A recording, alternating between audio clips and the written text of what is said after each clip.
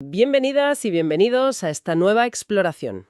Hoy abordamos un tema, complejo, meticuloso. El análisis forense en muertes por arma de fuego. Hola. Tenemos aquí bastante documentación, informes, notas, que detallan los procedimientos, los elementos cruciales que miran los forenses. Efectivamente. Y nuestra misión hoy es, intentar desentrañar cómo, a partir de indicios físicos, a veces minúsculos, se reconstruye un suceso, un disparo. Entender la lógica. Exacto.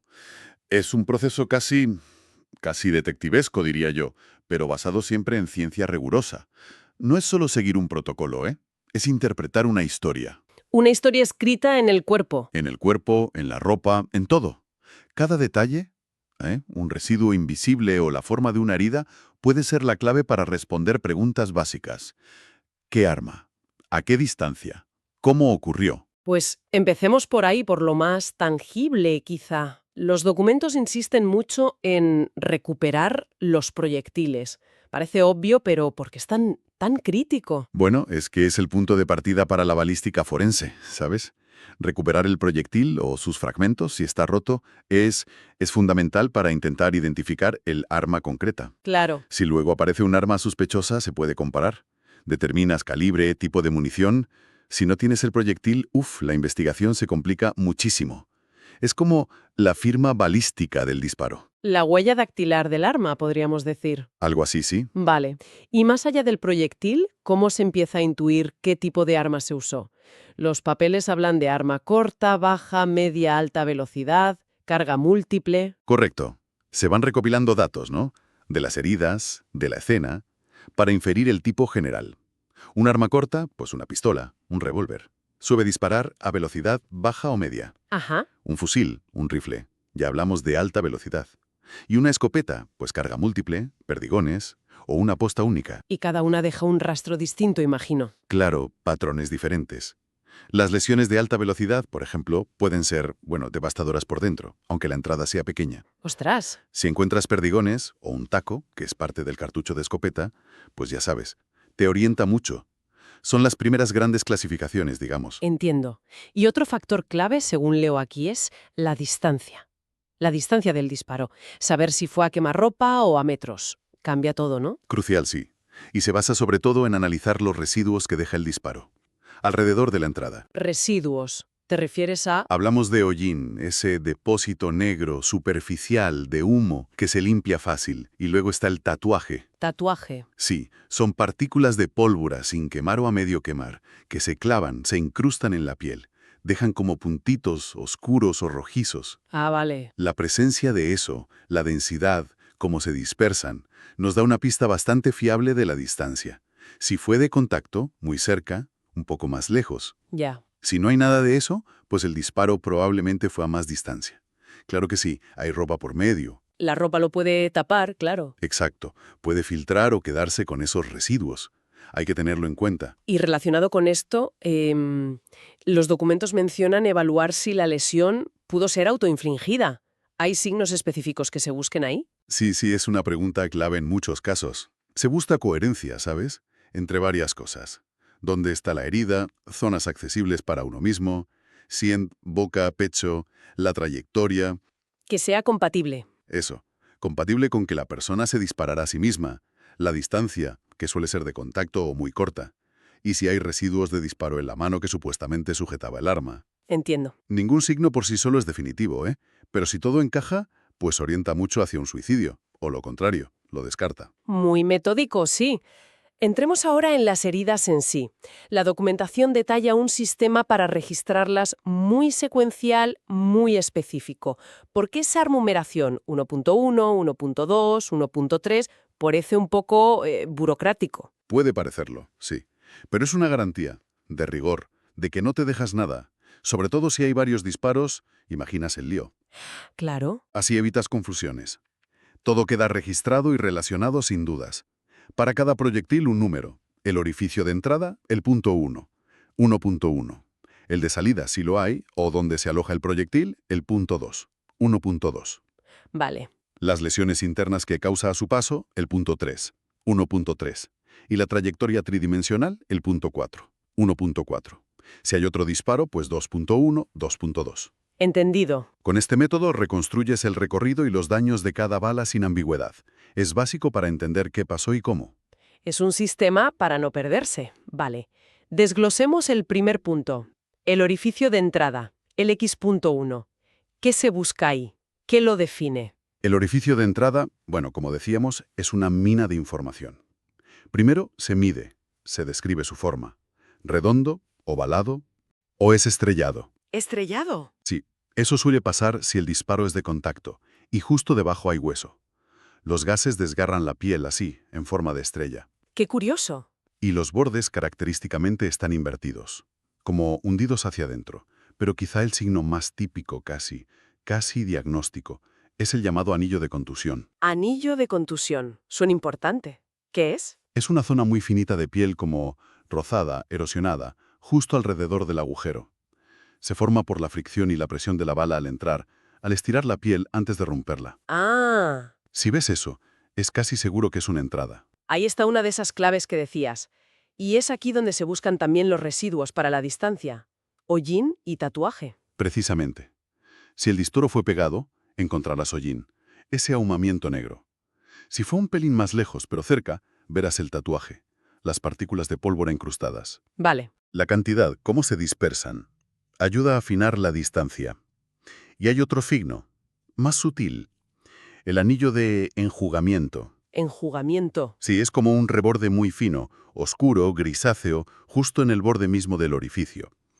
Lo causa la propia bala al limpiarse la suciedad o grasa que lleva encima al pasar por la piel, como si la piel limpiara la bala. Fíjate qué nivel de detalle. ¿Y si el disparo es de contacto total? ¿A bocajarro? Pues ahí, además de que puede ser estrellado si hay hueso y de que habrá muchos residuos, los gases tan calientes pueden quemar los bordes de la herida. Ah, claro. Incluso puede quedar marcada la forma de la boca del cañón en la piel.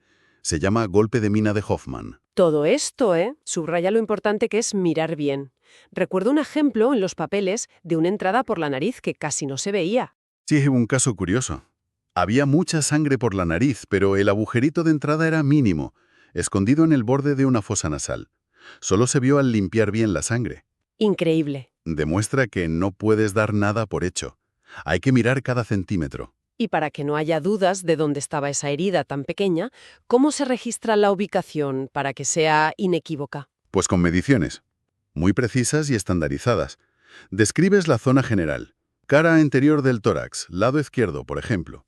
Y luego mides en centímetros la distancia desde el centro del orificio hasta puntos fijos del cuerpo que no cambian. ¿Cómo cuáles? Pues la línea media del cuerpo, el ombligo, o si es en un brazo o pierna, pues desde el hombro, el acromion o el talón.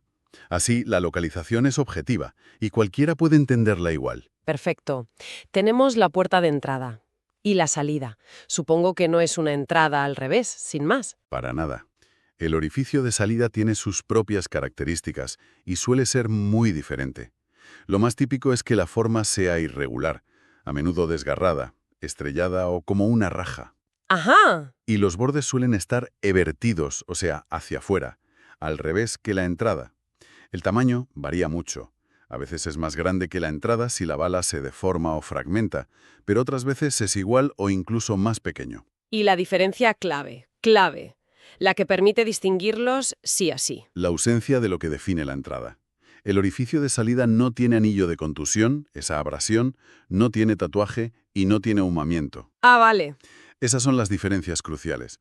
Puede haber alguna herida alrededor por el golpe contra la ropa o al salir, pero le faltan esos signos específicos de la entrada que deja la bala y los residuos del disparo. Esa ausencia es tan informativa como la presencia en la entrada. Clave para saber la dirección.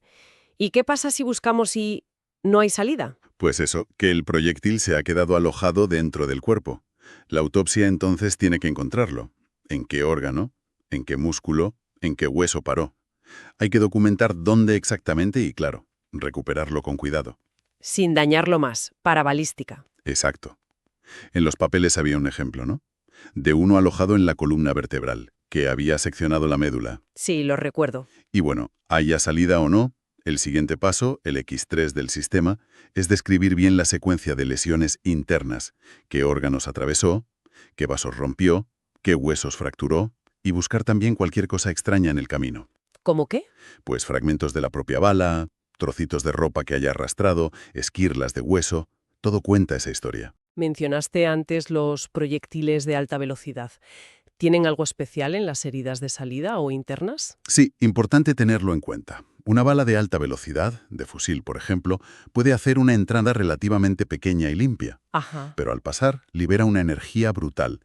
Crea una cavidad temporal enorme, una onda expansiva que destroza tejido mucho más allá del camino de la bala. Vaya. Eso causa lesiones internas devastadoras y, a menudo, un orificio de salida desproporcionadamente grande, muy destructivo. Parece una contradicción. Entrada pequeña, salida enorme, daño interno masivo. Entendido. Entonces, una vez tenemos entrada y salida o alojamiento y las lesiones internas, llegamos a la trayectoria, X.4. ¿Cómo se plasma en el informe el camino exacto que siguió la bala dentro? Se ve durante la disección, siguiendo el rastro de destrucción, los hematomas, y luego se describe esa dirección usando los 3 planos anatómicos. Es como dar coordenadas 3D. A ver. En el plano sagital, que divide en derecha e izquierda, fue de derecha a izquierda o al revés. Luego en el plano coronal, que divide en delante-detrás, fue antero-posterior o posterior-anterior. Vale. Y en el plano horizontal, que divide en arriba-abajo, fue superior-inferior o inferior-superior. Combinando las 3 descripciones, ejemplo, trayectoria de izquierda a derecha, antero-posterior y ligeramente descendente, defines la dirección sin dudas. Y eso ayuda a reconstruir posiciones. Fascinante cómo se puede mapear algo tan rápido. Antes hablábamos de la ropa como filtro de residuos. Los documentos también le dan mucha importancia a examinar las prendas. ¿Qué más aportan? Son un testigo clave, sí. Primero miras los desgarros o agujeros y compruebas si coinciden anatómicamente con las heridas. Si el agujero de la camisa cuadra con la herida del pecho, pues confirma que llevaba esa ropa. Lógico. Segundo, la ropa puede tener residuos de disparo, hollín, pólvora, que ayuden con la distancia, sobre todo si el tiro fue a través de ella. Y también puede tener manchas de sangre para ADN o incluso fibras, pelos. Hay que tratarlas con mucho cuidado, imagino. Absolutamente, con delicadeza para no perder esos indicios microscópicos. Si están húmedas, hay que dejarlas secar al aire, nunca en bolsas de plástico cerradas que se estropean. ¿Y luego? Luego, cada prenda por separado en bolsas de papel limpias, bien etiquetadas, y se mandan a los laboratorios. A balística, para residuos y distancia, y a biología, para la sangre u otros fluidos. Bien. Hemos cubierto cuerpo y ropa, que es como el núcleo. Pero la investigación sigue. Los papeles listan varios exámenes complementarios. Radiología, por ejemplo, ¿cuándo se usa?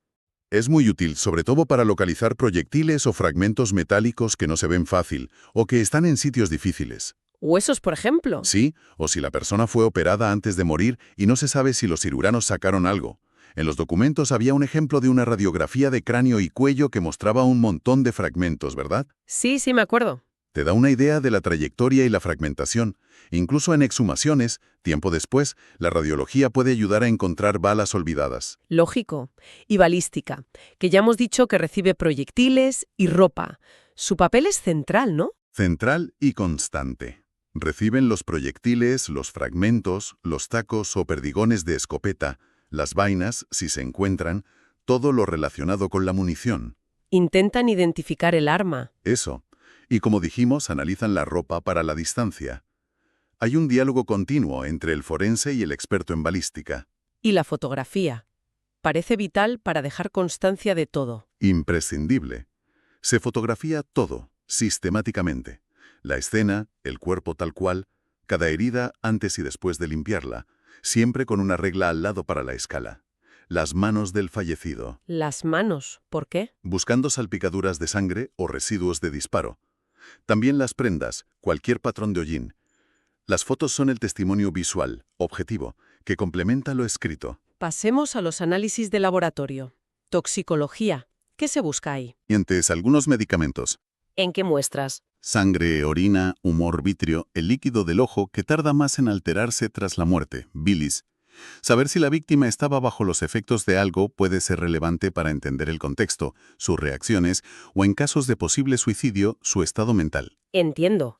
Y también se mencionan cortes de tejido de la propia herida. ¿Para qué? A veces los residuos del disparo, partículas metálicas microscópicas, restos de pólvora, no se ven a simple vista. Ajá. Entonces, se pueden tomar muestras pequeñitas de piel de los bordes de la entrada para mirarlas al microscopio o con análisis químicos o de microscopía electrónica en balística.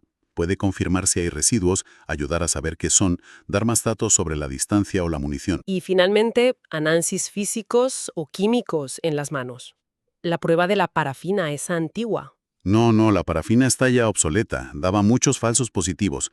Hoy se usan técnicas mucho más específicas como la microscopía electrónica de barrido con análisis de rayos X. Suena complejo. Lo es. Busca partículas microscópicas muy características, con plomo, bario, antimonio, que salen del fulminante al disparar y se depositan en las manos de quien dispara. ¿Vale? Se toman muestras de las manos del fallecido, con unos bastoncillos especiales o cintas adhesivas, y se analizan. Es muy importante, como decíamos, para investigar un posible suicidio. Hay residuos en la mano que disparó, o si participó en un tiroteo. Queda, meridianamente claro que detrás de una herida de bala aparentemente simple hay un universo de análisis forense, detalladísimo, multidisciplinar. Cada fibra, cada residuo, cada milímetro cuenta algo. Hemos desgranado muchísima información técnica hoy, pero era esencial. Sin duda. Es un esfuerzo minucioso, para traducir la evidencia física estática, el cuerpo, la ropa, las balas, en la reconstrucción de un evento dinámico, violento, fugaz. Sí. Lo realmente fascinante, y creo que es una idea clave de todo esto, es cómo la convergencia de tantas disciplinas, medicina forense, balística, química, radiología, análisis de trazas, consigue, si todo va bien, tejer una narrativa coherente, científicamente sólida sobre lo que ocurrió. Una reconstrucción paso a paso, con las piezas del puzzle. Exacto. Pero, y esta es quizá la reflexión final que nos dejan estos análisis tan detallados. Por mucha precisión que alcancemos en saber el qué pasó y el cómo pasó, la secuencia, la distancia, el arma, la trayectoria, Ajá. a menudo la pregunta más profunda, el por qué ocurrió, se queda en otro terreno, el de las motivaciones humanas, las circunstancias. Un terreno al que la evidencia física de la autopsia o el laboratorio pues raramente nos da acceso completo. La ciencia forense ilumina los hechos, sí, pero el misterio del comportamiento humano a menudo persiste.